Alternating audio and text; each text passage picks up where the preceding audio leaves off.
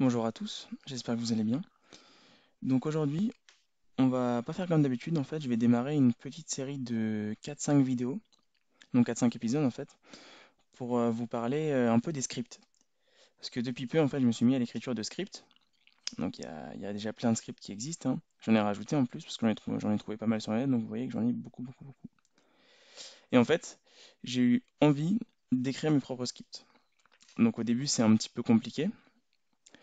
Il a fallu un petit peu s'entraîner, regarder les scripts existants, prendre des morceaux de code, etc. Donc tout ça, ça s'effectue ici avec Script Editor. Donc aujourd'hui, je vais vous présenter un petit peu comment j'ai construit mes scripts. Donc ça va pas être une grosse vidéo, c'est une petite vidéo qui explique un petit peu comment on peut se lancer un peu dans les scripts. Parce que j'ai pas trouvé de vidéo comme ça sur le net et j'ai trouvé ça dommage en fait. J'ai dû apprendre moi-même. Donc pour éviter de rester tout seul comme ça, je vais vous montrer. Donc en fait, on a besoin de deux choses pour écrire des scripts dans PixInsight. Il faut le script editor, ici, qui est un IDE, on appelle ça, donc c'est un environnement sur lequel on peut développer. Donc il y a différents langages en fait. Les langages sont ici, donc on a du JavaScript, du C++, du Python, du XML, enfin plein de choses. On peut ouvrir des dossiers, donc ici avec des scripts. Moi j'ai mon dossier qui s'appelle script Baptiste ici. Donc on les sélectionne et puis on fait ouvrir, hein, et il nous les ouvre. Donc ici, on a les deux scripts en fait, il y a une version française et une version anglaise. Donc on a les deux scripts finaux que j'ai écrits. Donc c'est des scripts avec une interface graphique, parce que j'ai pas mal fait de scripts sans interface graphique et c'est assez compliqué en fait. Et donc c'est mieux avec une interface graphique, donc je m'y suis mis. Donc les includes, c'est inclure des bibliothèques. Donc là c'est la bibliothèque qui s'appelle Sizer. Et en fait, dans ces bibliothèques, il y a des fonctions qu'on peut utiliser, donc on peut utiliser dans notre code. Par exemple, le sizer ici, donc l'exemple, ici on a un sizer, un horizontal sizer, mais c'est un sizer. Donc voilà, donc le code du script constructeur de masque, il ressemble à ça. Donc il y a plein de choses, hein. J'ai pas la prétention de vous apprendre à faire du code, juste pour vous montrer un petit peu ce qu'il y a dans un script en fait, hein. Donc c'est pas, donc il y a une boîte sympa, mais il y a un peu plus que ça en fait. Donc voilà à quoi ressemble un script. Donc je peux vous montrer des scripts qui existent déjà dans PixInsight SRC script.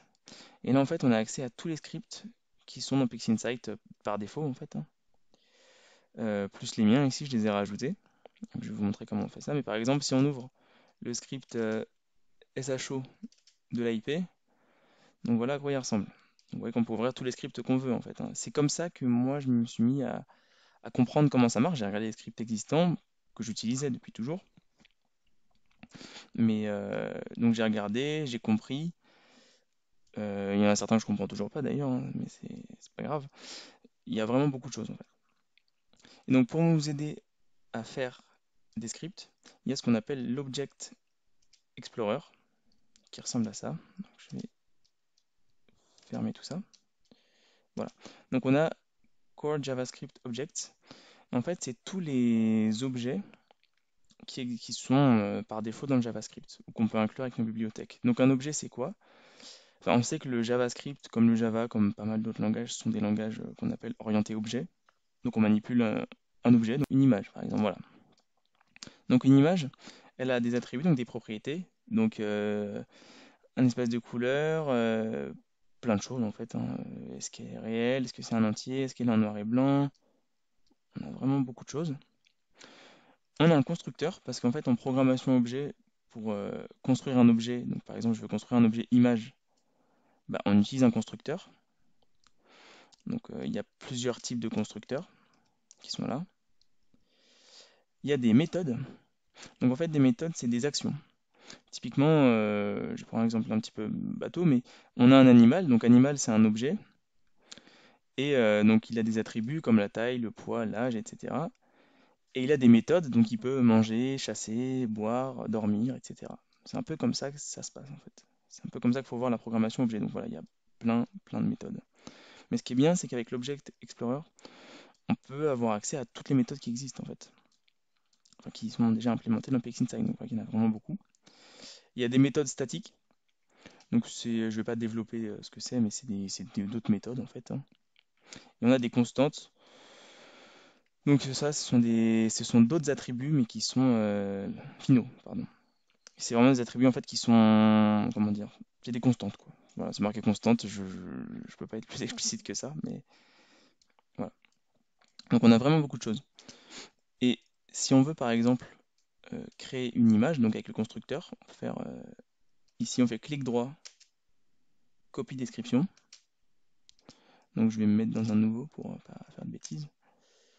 Je colle et en fait on voit que donc si je fais var c'est pour déclarer un paramètre. Je vais l'appeler mon image, sans virgule c'est mieux. Égale donc new image. Et en fait je vois que ici je dois lui mettre la width, c'est un entier, int c'est un type entier, la height c'est entier aussi. Donc on a plein de choses. En fait, on a tous les paramètres qu'on doit mettre pour construire une image en fait. Construire mon image. Donc on a ça partout en fait. C'est vraiment le propre de la programmation objet.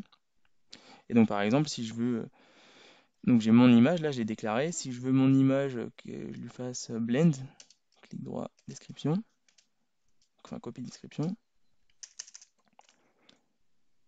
Voilà, en fait, on voit que la méthode qui s'appelle blend, il lui faut en paramètre un bitmap, un point, je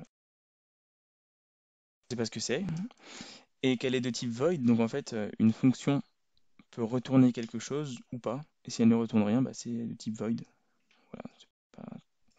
Donc ça peut paraître un peu abstrait pour certains qui n'ont jamais vu de programmation, donc ça peut ne pas être très intéressant, mais voilà. Il faut savoir que dans JavaScript, bah, à chaque fin de ligne, on met point virgule. Donc c'est comme ça que moi j'ai construit mes premiers scripts. Donc là, je vais vous montrer un peu à quoi ils ressemblent, donc ils sont là. Donc en fait, souvent les scripts, on a une partie interface graphique, donc avec les boîtes, les checkbox. Les checkbox, c'est des composants graphiques comme les text fields, comme des labels. Enfin, c'est toujours pareil, quel que soit le langage, pour le coup, c'est la même chose. Donc voilà, donc on a des push buttons, on a des sections de barres, ça c'est les sections qui se déplient ou pas. On a des radio boutons, on a vraiment beaucoup de choses. Encore des sections de barres, des spin box. Donc il y a tous les types de composants graphiques qu'on peut trouver dans PixInsight. Donc voilà, et donc il y a une partie interface graphique qui est là, une partie traitement, donc c'est vraiment nos fonctions qu'on a construites. Donc là, AutoSTF, donc elle ressemble à ça, hein. Donc il y a pas mal de fonctions, c'est qu'on va utiliser. Et enfin, il y a ce qu'on appelle le main, ici. C'est la partie main, c'est-à-dire principale en anglais. Donc c'est ce qu'on va exécuter en principal dans notre script, en fait. Il exécute toujours le main. Et dans le main, on va utiliser nos fonctions. Par exemple, moi j'ai ma fonction qui s'appelle copyView. Donc c'est pas la mienne, en réalité, c'est une fonction qui existe dans PixInsight. Enfin, je l'ai trouvée à travers plein de scripts, en fait. C'est une fonction qui existe, donc je l'ai réutilisée. Donc on l'utilise, on lui met en paramètre bah, ce qu'on a déclaré. Puis on fait plein de choses en fait. Tout ça, c'est des fonctions. Histogramme, object mask, c'est pour créer un masque objet par exemple. Background mask, c'est pour créer un masque de fond de ciel, etc. Il y a plein de choses. Voilà. Et donc pour utiliser ce qu'on appelle des fonctions, enfin les process de PixInsight, par exemple ici, je veux faire un pixel mat. En fait, derrière ce pixel mat, il y a tout un code qui existe, qui est là. Et en fait, ce code, on le trouve quand on ouvre une fonction. Par exemple, je ouvre un pixel mat, voilà. Je vais lui envoyer average image 1, image 2. Donc ça me fait la moyenne de mes deux images. Et pour avoir accès à ce script qu'on tape pas nous-mêmes, parce qu'il faut connaître chaque chose, je ne le connais pas personnellement, il y a ce petit carré ici, Edit Instance Source Code. On clique dessus, et en fait on a accès au code source de la fonction. Donc en fait, limite, on pourrait ici taper ce qu'on veut. Donc on voit que j'ai tapé quelque chose. Je pourrais mettre quelque chose en plus ici. Changer, bah, en fait, on peut changer tout ce qu'on veut. On peut lui donner un nom. On peut lui donner ma sortie. Là, si je fais valider, bah là, il me l'a rempli ici ma sortie. Par contre, j'ai pas fait create new image. Donc je peux le changer. Create new image ici. Donc c'est on met true. Ça veut dire vrai. Et là, hop, il nous a mis une nouvelle image. Donc voilà, on peut éditer en fait soit en mode graphique ici, soit directement avec le code source de notre application. Et donc pour le mettre dans JavaScript, on fait CTRL A, CTRL C, donc clic droit, copier, et on le colle ici. Voilà. Donc là, on a ce qu'on a tapé. Donc c'est ça qui est vachement intéressant, c'est qu'on peut automatiser beaucoup de choses. Par exemple, si on a des traitements un petit peu qui sont toujours pareils, etc., on peut ne pas s'embêter. Donc moi, c'est comme ça que j'ai fait au début. Par exemple, moi, pour faire un gros star mask, je fais plusieurs star masks. Donc avec un star mask avec toutes mes étoiles, j'en fais plusieurs. Bah, j'ai automatisé ça en fait. Donc c'est ça qui est bien plus sympa. Donc maintenant, je vais vous montrer comment on ajoute des scripts ici. Comment on ajoute ici, quoi. Donc en fait, on fait feature scripts, add, et on va venir sélectionner un dossier. Donc il faut que le dossier reste toujours le même. Donc je vais sélectionner mon dossier. On sélectionne un dossier. Et en fait, il va nous dire j'ai trouvé 4 nouveaux scripts. Voilà, donc il a fini. Done. En fait, ici dans le script, on a normalement nos nouveaux scripts. Donc voilà, donc là, erreur, j'ai mis avancé avec un accent aigu, donc là, il comprend pas. Mais par exemple, j'ai créé mon script qui s'appelle Pixelmatte Blendings. Donc j'ai pas d'image active, donc faut pas l'ouvrir, c'est vrai. Mais voilà, j'ai ajouté mon script à moi qui s'appelle Pixelmatte Blendings. Et pareil, j'ai mixage Pixelmatte, c'est mon autre script. J'ai importé mes scripts à moi qui n'y étaient pas avant. Donc c'est comme ça qu'on fait. Donc feature script et on fait add pre-regenerate et on fait done. Donc c'est ça qui est très pratique. Et à chaque fois qu'on fermera et qu'on réouvrira PixInsight, on aura accès à ces scripts. Donc il arrive aussi qu'on ait des erreurs dans le script parce que tout ne marche pas du premier coup. Donc à chaque fois ici on aura quelque chose en rouge. Donc des erreurs, il nous indiquera la ligne, le code d'erreur. Donc on peut faire des recherches sur internet si on ne trouve pas. Par exemple là comme moi, ligne 8, j'avais fait une erreur dans mon script qui s'appelle mixage pixelmatte. Donc voilà, il y a tout ce qu'on veut, on peut faire. Vraiment, on peut s'éclater. Et du coup, en ce moment, je suis en train de travailler sur un script qui fait le traitement complet en automatique, en fait. On aura deux, trois options à cocher, ou alors on pourra sélectionner automatique. Et là, en fait, ça traite tout seul. Donc c'est pour ceux qui veulent pas trop s'embêter au début, qui veulent avoir une image sympa sans vraiment trop s'y plonger. Voilà. Donc là, la vidéo touche à sa fin. Donc je vais présenter dans les deux prochains épisodes mes deux scripts là que vous avez vus, donc qui sont en anglais et en français. Et je présenterai plus tard d'autres scripts que j'aurai écrits. Et puis si vous avez des idées ou des besoins, n'hésitez pas à me les suggérer.